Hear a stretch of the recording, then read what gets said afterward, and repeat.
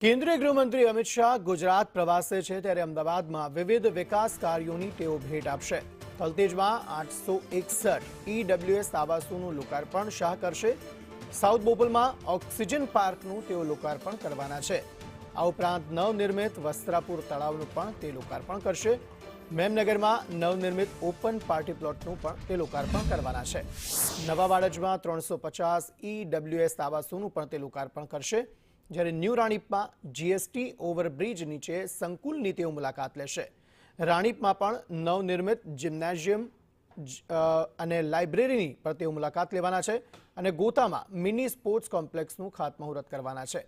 આ ઉપરાંત ચુનૌતિયા મુझे પસંદ હૈ પુસ્તકની ગુજરાતી આવૃત્તિનું તે વિમોચન કરશે। આનંદી પટેલના જીવન પર આધારિત છે ચુનૌતિયા મુझे પસંદ હૈ પુસ્તક। ત્યારે થોડા સમયમાં શાહ અલગ અલગ કાર્યક્રમોમાં પહોંચશે, લોકાર્પણ અને ખાતમુહૂર્ત કરશે। પુસ્તકનું વિમોચન પણ શાહ કરવાના છે।